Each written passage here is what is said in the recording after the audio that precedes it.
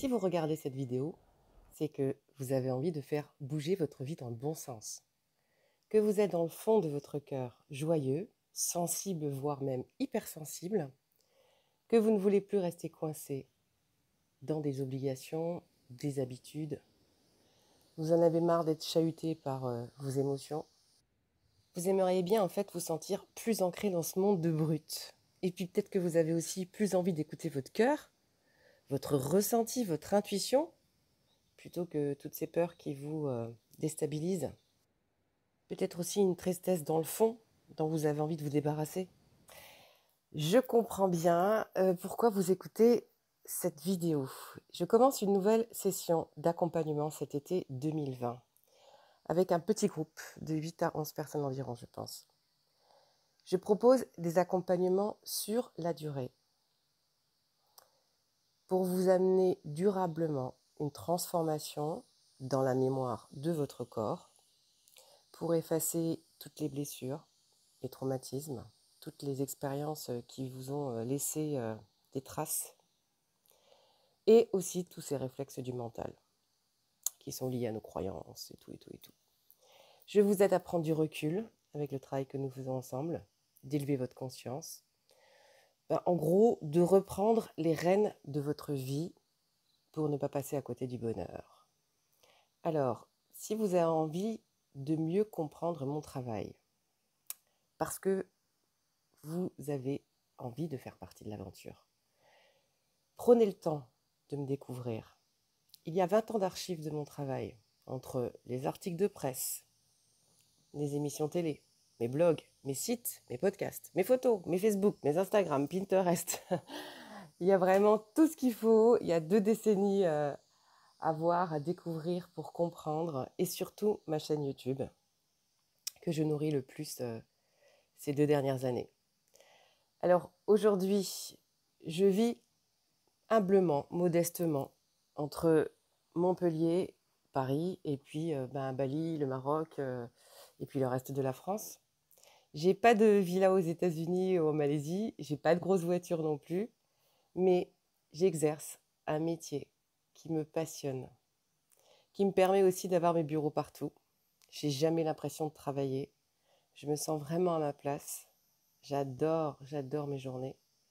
Et surtout, vraiment, surtout, ce qui me nourrit aussi énormément, c'est qu'au fil de mes accompagnements, je vois devant moi des personnes qui sont plus accomplies, plus heureuses, plus ancrées, positionnées à leur juste place, et pour certains d'ailleurs qui changent radicalement de vie, en mieux bien sûr. Alors, je vous propose d'écouter le témoignage d'Aurélie qui va vraiment parler de mon travail, des différents axes. Donc, comment elle était avant ce travail, après, comment ça se passe et qu'est-ce qu'on fait exactement ensemble pour que vous puissiez vraiment avoir un aperçu de mon travail.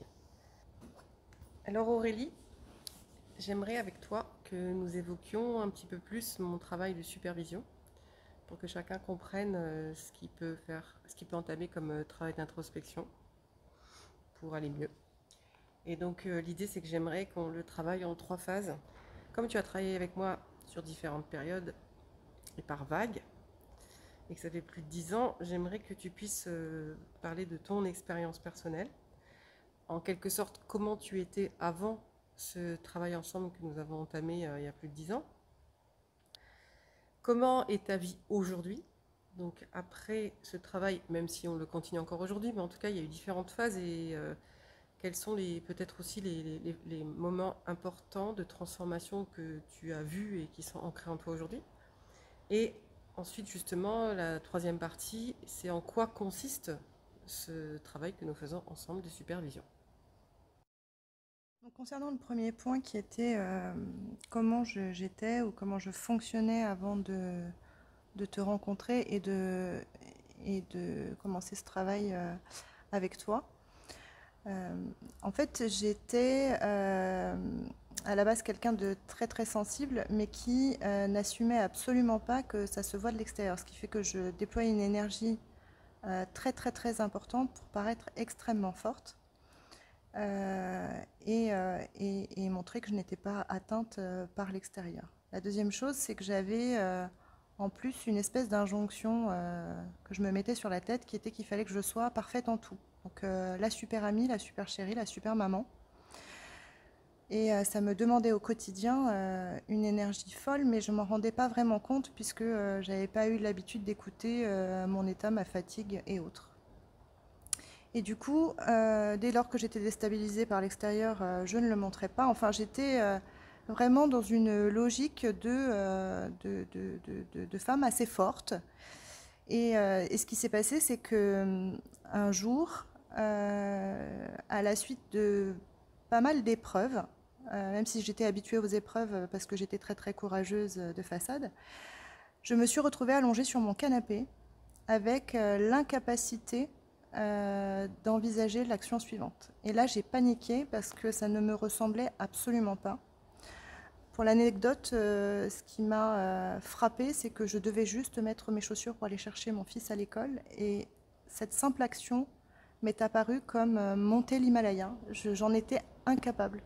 J'étais arrivée à un état de fatigue et de surmenage tel que je n'ai pas vu arriver du tout d'ailleurs, qui fait que j'étais complètement à plat. Et là, j'ai commencé à être très très inquiète parce que ça ne me ressemblait tellement pas que je me suis demandé mais qu'est-ce qui se passe? Qu'est-ce qui se passe pour que je sois à plat comme ça? Ça ressemble beaucoup ce que tu me dis au burn-out que je vois aujourd'hui, où les gens se retrouvent dans ce même état de ne pas pouvoir mener une action. Et c'est même pas une volonté mentale, c'est une incapacité physique. Mais je pense que c'est ce qui m'est arrivé parce que a posteriori, j'ai vu tous les signaux qui s'étaient présentés à moi, mais que je n'avais pas écouté parce que je n'avais pas eu l'habitude d'écouter ça et que de toute façon, il fallait être forte et il fallait se débrouiller en toutes circonstances. À tel point que tout le monde me disait mais qu'est-ce que tu es courageuse, Aurélie? Mais qu'est-ce que tu es courageuse avec tout ce que tu as vécu dans ta vie? Que bah, ce simili burn-out ou ce burn-out, en fait, est arrivé vraiment du jour au lendemain. Sans que je me rende compte vraiment physiquement et intellectuellement que ce qui se passait vraiment à l'époque, quoi. Oui, j'avoue que c'est ce que je rencontre aujourd'hui, c'est-à-dire j'ai des personnes qui viennent vers moi et qui me disent il faut que ça change, je suis fatiguée, je suis épuisée, et qui n'ont pas vu les signes avant-coureurs, comme tu le Mm. dis, et qui malheureusement aussi, avec cet état d'épuisement, ont du mal à le supporter parce qu'ils ont toujours eu pris de fortes responsabilités sur leurs épaules pour eux et pour les autres, qui ont toujours été assez dans une volonté forte, dans une exigence importante, en tout cas dans une action constante pour mener les choses à bien, vie familiale, vie professionnelle, vie affective. Et en fait, je vois vraiment ce problème juste avant ce craquage-là, presque, c'est bon, il faut que ça change, mais il faut que ça change vite parce que j'en peux plus. Et là, toi, tu étais au stade d'après qui est, ben, en fait, là, je ne peux plus physiquement. Et dans ce je peux plus physiquement, il y avait un mélange de je ne peux faire que le constat que effectivement je n'ai plus de force et que mon corps ne suit plus. J'avais, je me souviens, une espèce de délabrement ou de fatigue aussi mentale extrêmement forte qui ne me permettait même pas d'envisager la remontée à l'époque. Je me disais, mais comment je vais faire pour me sortir de ça? Et surtout, comment ça va se passer au travail? Parce que je sais pas, même pas comment je vais pouvoir aller travailler demain. Et est-ce que avant, tu avais fait des démarches auprès d'un psy, ou auprès d'un coach, ou auprès d'une RH, je sais pas. Est-ce que tu avais déjà fait des démarches? Est-ce que tu t'étais arrêté, mis en arrêt de travail déjà par rapport à un état que tu avais remarqué d'épuisement ou de fatigue? Ou t'en étais où avant? Alors, il y avait plusieurs choses. Un, j'avais une prédisposition naturelle à m'intéresser énormément au pourquoi du comment dans la vie, donc j'avais déjà lu pas mal de bouquins. Je me rendais compte que je comprenais beaucoup de choses, mais par contre, mon quotidien, entre guillemets, changeait pas. C'est-à-dire que je continuais à blinder mon agenda, à avoir très très peu de pauses, et j'avais toujours ces mêmes injonctions. Donc je comprenais les choses, mais par contre, ça changeait pas grand-chose. Ensuite, à la suite d'une séparation qui m'a fait beaucoup beaucoup de mal à l'époque, en tout cas qui m'avait énormément touchée, j'ai consulté un psy. Et en fait, au bout de 5 séances, je me rendais compte que ça me convenait pas parce que je parlais, je parlais, je parlais, je sortais, j'avais l'impression d'aller mieux, mais au final, j'avançais pas trop. Et puis après, bon, chacun fait comme il le souhaite, mais je sentais que c'était pas ce qui me convenait et j'étais pas prête à partir dans un truc trop long, trop compliqué. Et en fait, je pense que j'étais déjà épuisée, donc parler de ma vie, c'était pas ce que je ressentais comme étant ce qui allait m'aider en fait.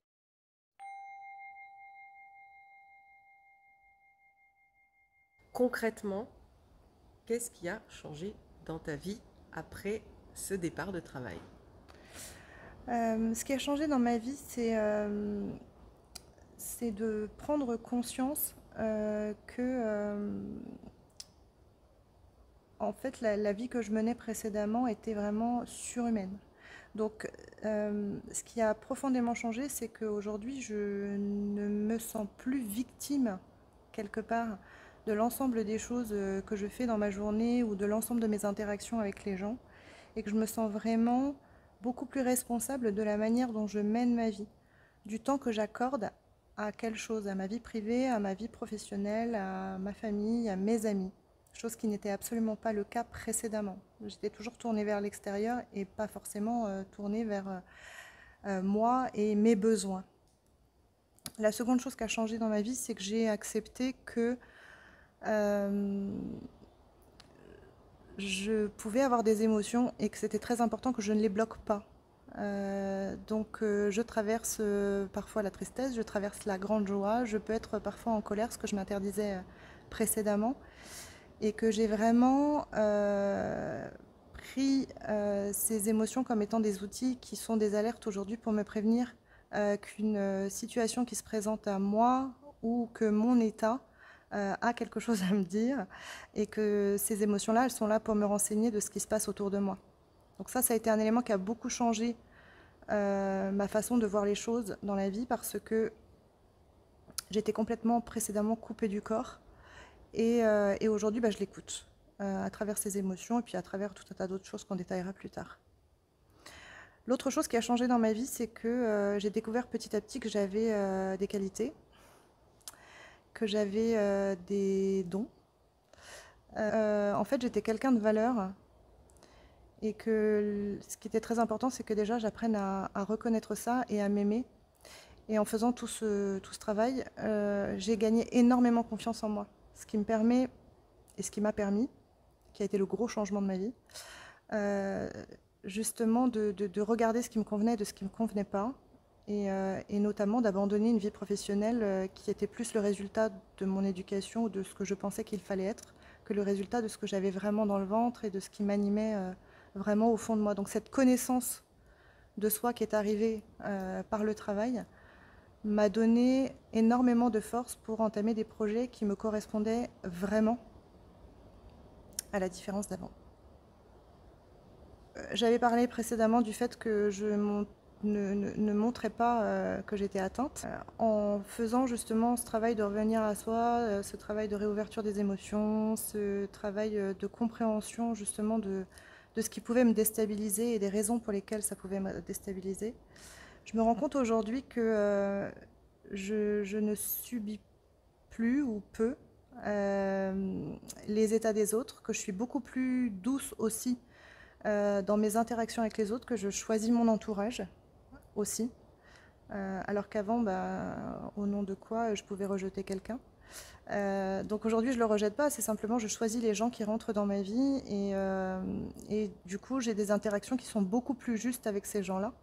Un, parce que je me connais mieux, et deux, parce que, à force d'avoir fait ce travail sur moi, je suis capable d'accepter que quelqu'un soit de mauvaise humeur, et au lieu d'aller le subir, je vais peut-être attendre qu'il aille mieux et moi me laisser déstabiliser par les états de quelqu'un d'autre. Je pense que j'étais à 100% de culpabilité précédemment. Aujourd'hui, je dois être à 80%. De culpabilité encore? Non, 80% de confiance en moi et 20% de culpabilité. Et le dernier point qui a énormément changé et qui a été extrêmement structurant dans ma relation de famille, c'est que j'ai complètement changé ma manière de fonctionner en tant que maman. J'en ai peu parlé dans comment j'étais avant, mais c'était quelque chose de très important. Euh, J'étais une maman qui, du coup, reproduisait sur son fils ses propres injonctions. Donc, du coup, j'étais assez cadrante, assez contrôlante. Et en faisant tout ce travail, j'ai compris une chose essentielle, qui était que mon rôle de maman était principalement de m'assurer de aider un enfant à devenir un adulte épanoui. Donc, dans mon rôle, j'ai appris à faire confiance, même si mon fils ne faisait pas exactement ce que j'aurais fait. J'ai appris à le laisser faire ses expériences, tout en étant en support et présente, mais avec une présence juste, pas une présence contrôlante. Et j'ai appris à accueillir ses émotions, ce qui est un élément qui est fondamental pour justement l'aider à les gérer et l'aider à les reconnaître.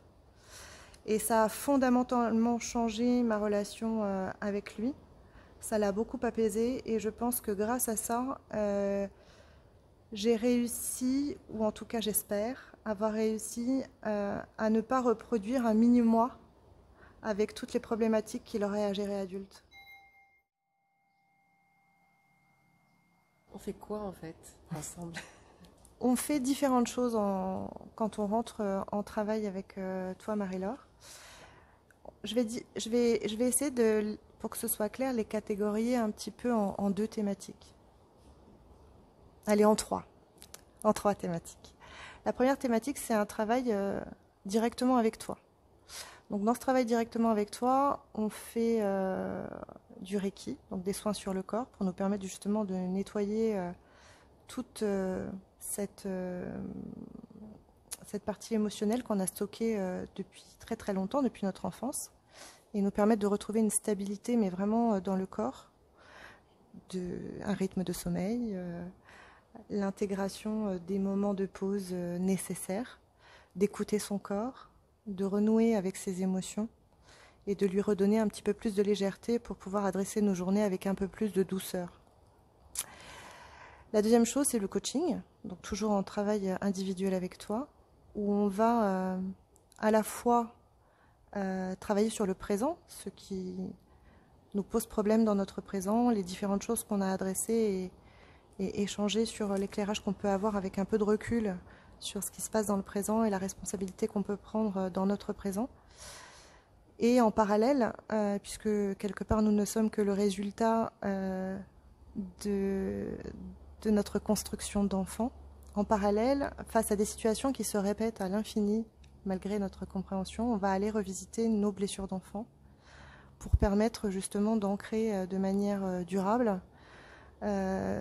l'origine de nos fonctionnements et voir à quel point nos fonctionnements d'adultes résultent parfois de protections qu'on a mises enfants et de l'importance de les démanteler pour pouvoir dépasser nos petites épreuves du quotidien. Donc ces deux choses alliées nous permettent vraiment d'avoir un ancrage fort, une compréhension forte et de vivre à la fois les compréhensions dans la tête et l'intégration dans le corps. La créativité intuitive, c'est quelque chose qui peut paraître, qui peut faire sourire, puisque en fait, on fait du collage, du dessin. Mais c'est très très intéressant parce que quand on est vraiment dans cette activité qui mobilise notre créativité, qu'on a souvent perdue, on travaille sur des exercices qui vont nous relier éventuellement à nos talents, qui vont nous relier à des blessures d'enfants, qui vont nous relier à plein de thématiques qui nous permettent de travailler sur nous. Mais l'intérêt, c'est qu'à ce moment-là, ce n'est pas le cerveau qui est mobilisé, c'est vraiment la porte ouverte sur l'inconscient. Et donc on fait cet exercice, on apprend à prendre du plaisir aussi à faire tout ça une fois qu'on a dépassé la peur de mal dessiner ou de mal coller. Et on se rend compte en fait a posteriori de tout ce qu'on a en nous, de tout ce qu'on sait déjà, de tout ce que l'on découvre de nous. Et en fait, c'est vraiment la porte ouverte à notre nature profonde sans le contrôle du cerveau. Et ça, c'est vraiment un produit en or, ou un outil en or, on va dire, parce qu'on a tellement l'habitude de débriefer avec la tête qu'on oublie qu'on a des choses magnifiques en nous. Et cet exercice nous permet vraiment de sortir ça Et au fil des exercices, on découvre un fil conducteur qui est passionnant. Alors, dans les autres outils qui sont très très intéressants, donc, que j'expérimente dans le travail avec toi, c'est justement la lecture des vies antérieures, ou qu'on peut appeler les annales akashiques au sens large. C'est très intéressant parce que au fur et à mesure de mon travail, j'ai découvert que j'avais une affinité particulière, si je prends un exemple concret pour que ça parle à tout le monde, pour les bijoux. Mais alors par contre, je ne savais pas du tout d'où ça sortait. J'en avais jamais vraiment fait. Mais j'avais une passion folle pour le sujet sans vraiment m'y être jamais mise. Et donc un jour, je t'ai demandé qu'on puisse faire une lecture sur le sujet pour essayer de comprendre d'où ça venait et quelle était la réalité de cette passion, parce que j'étais en plein changement de travail et j'avais besoin de comprendre si ça avait une réalité ou une raison d'être aujourd'hui avant de me lancer. Et donc, tu as fait une lecture de vie antérieure, durant laquelle on a remonté un certain nombre de choses qui étaient réelles par rapport à cette passion pour les bijoux,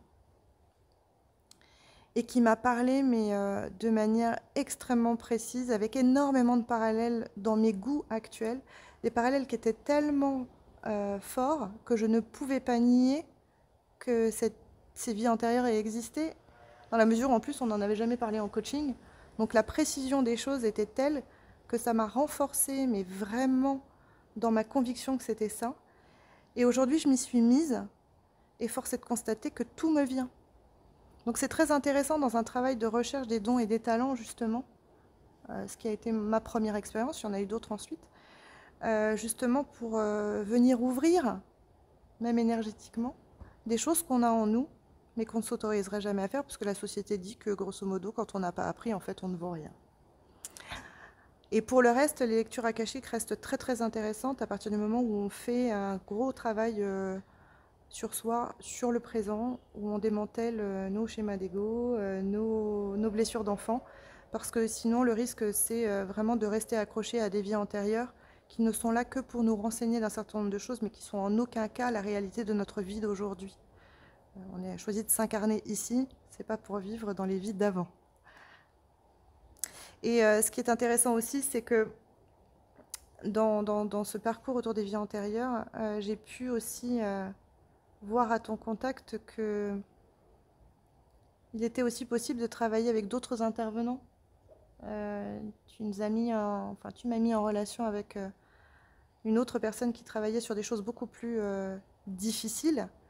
Et c'est très riche de pouvoir travailler avec deux accompagnants, justement, parce que chacun vient apporter une complémentarité dans le travail qui rend le travail plus riche encore.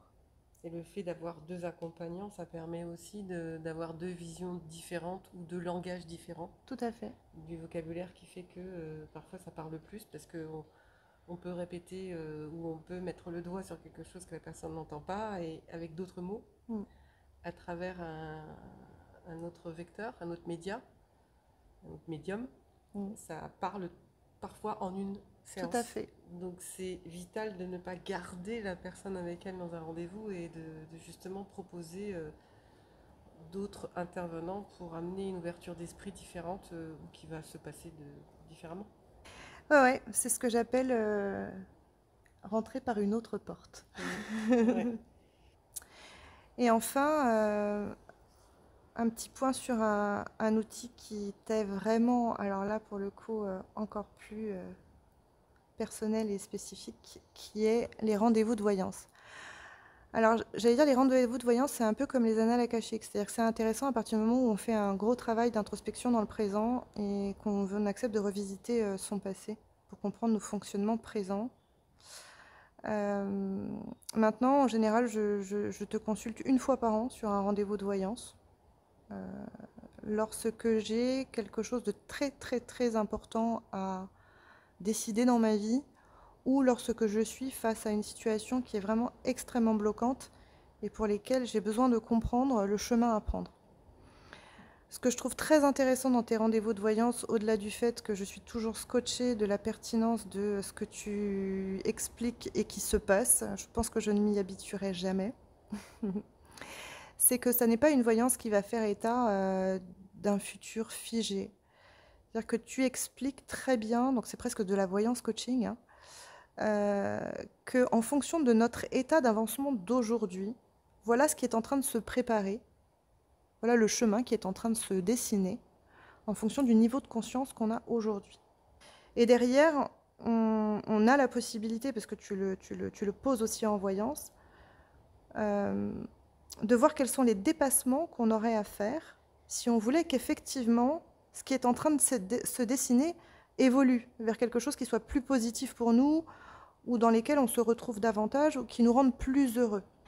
Si je prends un exemple très concret, quand j'ai décidé de quitter ma société actuelle pour changer ma vie, j'avais une négociation à faire, et je me souviens à l'époque que tu m'avais expliqué les différentes étapes qui allaient se présenter à moi, dont des étapes qui étaient assez difficiles, et qui me demandaient de gros dépassements, notamment sur la gestion du conflit, sur la gestion du temps, puisqu'en fait, il s'est avéré que j'avais très très peu de temps pour faire cette négociation, à l'échelle de tout ce que j'avais besoin de poser.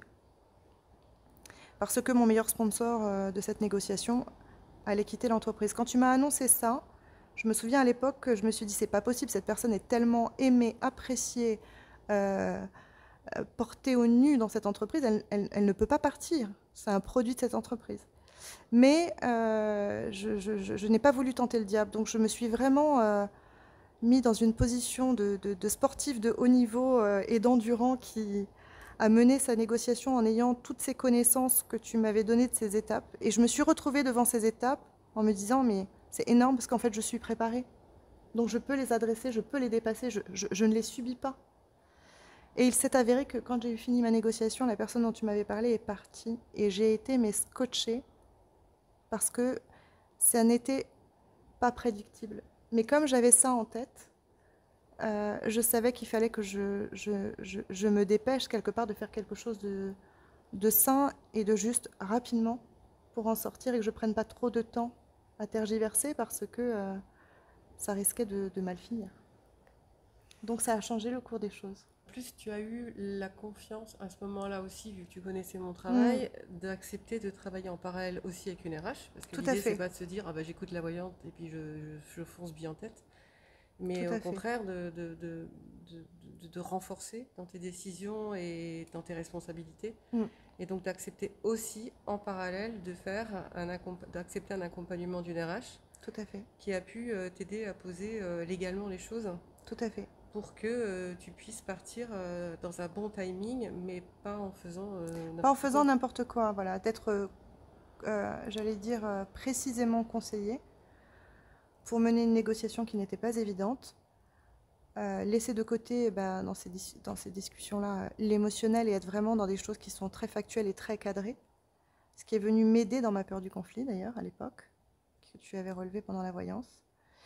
Et du coup qui m'a permis de mener les choses à bien sereinement, parce que correctement accompagnée à la fois en coaching de ton côté, avec cette connaissance de ce qui se profilait à l'horizon en voyance, et avec cette coach RH qui me mettait dans la ligne, j'allais dire, légale de ma négociation, et m'aider à ne pas me faire avoir, quelque part, dans cette négociation. Donc je me sentais très, très, très supportée, ce qui m'a permis de dépasser ça avec le maximum de sérénité qu'on pouvait avoir à l'époque, et de Oui, conscience.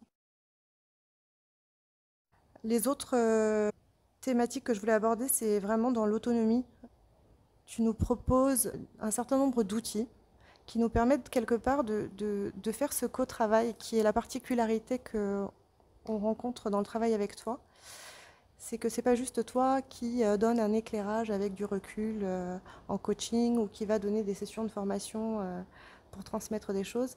Il y a aussi vraiment cette notion de co-travail. On a des outils qui nous permettent vraiment de nous accompagner, alors ça vient avec le temps, mais de nous accompagner dans notre quotidien. Donc pour cela, il y a l'ABCDR, qui est un outil formidable que j'utilise depuis 10 ans et qui ne cessera jamais, je pense, de me surprendre. L'ABCDR, c'est une centaine de cartes avec un mot dessus et un livre qui reprend un texte pour chaque mot explicatif de ce mot. Et cet outil, je l'utilise dès lors que je suis face à une expérience qui me fait un petit peu peur ou une décision à prendre importante. Je vais tirer ce mot et ce mot va me renseigner du dépassement que je vais devoir faire face à cette épreuve ou à cette expérience ou à cette décision. Et je dois constater à chaque fois que c'est d'une pertinence et d'une précision folle et que c'est un super compagnon au quotidien, justement. Une fois qu'on a lu le texte et qu'on a regardé la manière dont ça résonnait chez nous, alors parfois ça ne résonne pas tout de suite, mais au fur et à mesure où avance l'expérience, si on garde ce mot en tête ou sous les yeux régulièrement, eh bien on comprend en avançant effectivement le sens de ce dépassement. Et donc ça continue quelque part ce petit travail d'introspection indépendamment de t'avoir en coaching. Ou alors on peut traiter le point en coaching plus tard, mais c'est vraiment super intéressant. Les autres choses, c'est pour se poser, puisqu'on est quand même dans une société extrêmement stressante et qu'on a vite tendance à se stresser de l'ambiance générale. Les relaxations guidées, ça c'est vraiment super intéressant parce que j'ai la possibilité de m'allonger 15 minutes, d'écouter une relaxation guidée et d'avoir ces 15 minutes de ressources. Et je n'ai juste besoin que de mon smartphone pour lancer la relaxation guidée. Donc ça c'est précieux, avec différentes thématiques que je vais choisir en fonction de mon inspiration du moment. Les réflexes respiration de 2 minutes. Donc j'ai vraiment réappris à respirer avec le travail que tu nous as transmis.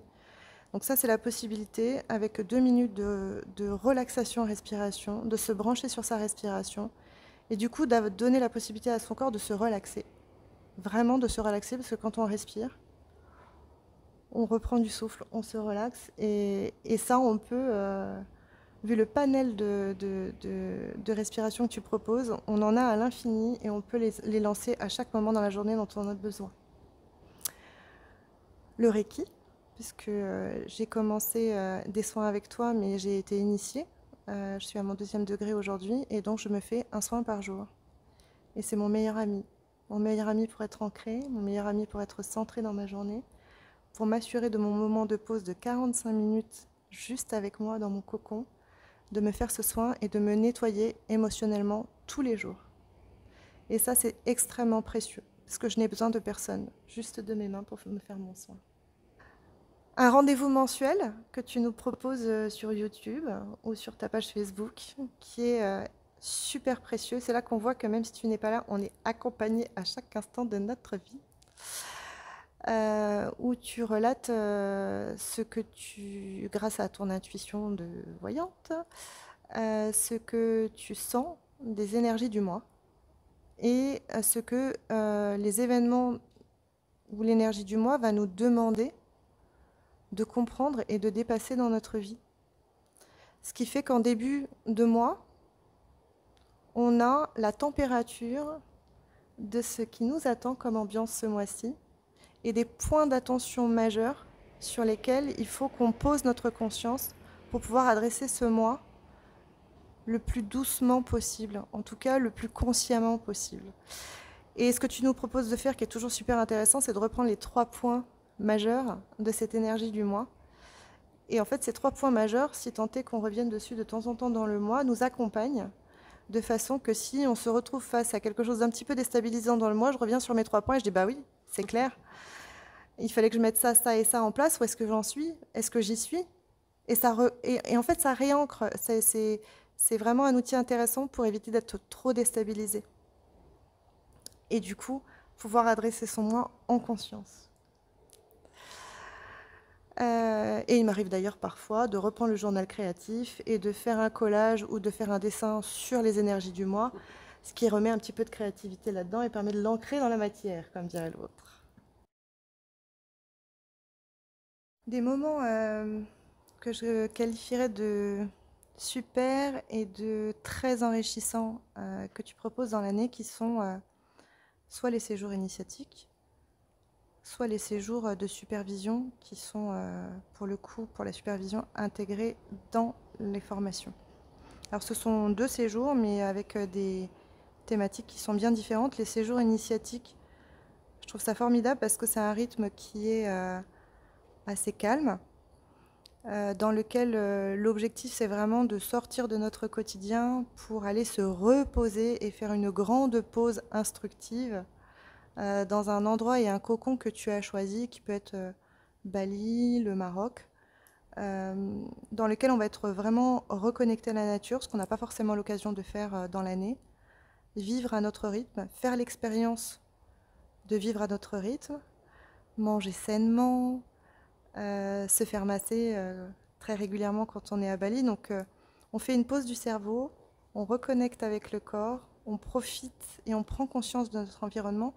Et tout ça avec un groupe que tu choisis qui est sous ton accompagnement bienveillant, dont l'enjeu pour tout le monde, c'est de se faire du bien. Donc pour les nouveaux, c'est génial parce que c'est une première expérience de comment je me sens quand je me fais du bien, quand je prends du temps pour moi, quand je sors de mon quotidien. Pour les gens plus expérimentés, c'est des piqûres de rappel géniales parce que voilà, on profite de ce moment-là, on les connaît, on les attend avec impatience et voilà, on se fait nos vacances géniales, loin de la famille, loin de tout le monde, juste pour nous. Donc ça, c'est les séjours initiatiques. Alors après, on va faire un peu de Reiki, un peu de journal créa pour continuer le petit travail d'introspection, mais c'est très léger et vraiment très centré autour du bien-être. Donc c'est très important. Merci Aurélie, je crois qu'on a vraiment fait le tour. Un petit mot de fin, du coup? Tu rajouterais quoi pour boucler? Et je pense que pour conclure sur ce chapitre, un des meilleurs enseignements que je tire de ces 10 années de travail et qui font que j'y suis encore, c'est la découverte que le temps est un des éléments les plus importants à accepter quand on décide de remettre en question les fonctionnements qui nous font souffrir. À deux titres. La première chose, c'est quand on se bat contre le temps, on se donne une telle violence que tout est difficile à dépasser. Le jour où on se donne ce temps, c'est qu'on accepte la courbe d'apprentissage, c'est qu'on accepte que les choses prennent le temps nécessaire d'être intégrées pour être durables. Et la deuxième chose, c'est que le temps donne le rythme. Pour être heureux dans sa vie, en tout cas pour être heureuse dans ma vie, j'ai dû mettre en place un rythme. Un rythme de travail qui soit juste pour moi, un rythme de pause régulière qui me permette de me ressourcer, un rythme avec des activités que je vais garder en constance, comme des repères dans le temps, qui vont me permettre d'avoir vraiment mon cadre de vie, mon univers. Donc le temps, c'est souvent quelque chose contre lequel tout le monde se bat. Le jour où on en fait son ami, eh bien on est une fusée. On est une fusée en fait, parce que du fait de ne pas lutter, tout s'intègre tellement plus vite. Vous venez d'avoir, je crois, un bon aperçu de mon travail et de ce que nous pourrions faire ensemble. Je reste à votre disposition si vous avez d'autres questions et surtout, je vous laisse revenir vers moi directement. Allez voir tous mes supports. Je pense que le meilleur conseil que je peux vous donner, c'est de vraiment connaître votre accompagnante. Je n'aurais jamais imaginé ado que ma vie allait être comme ça, mais je la construis au jour le jour et je pense que ma meilleure force, c'est peut-être l'actualisation. Alors, peut-être que vous allez aussi plonger dans la grande aventure. À très vite.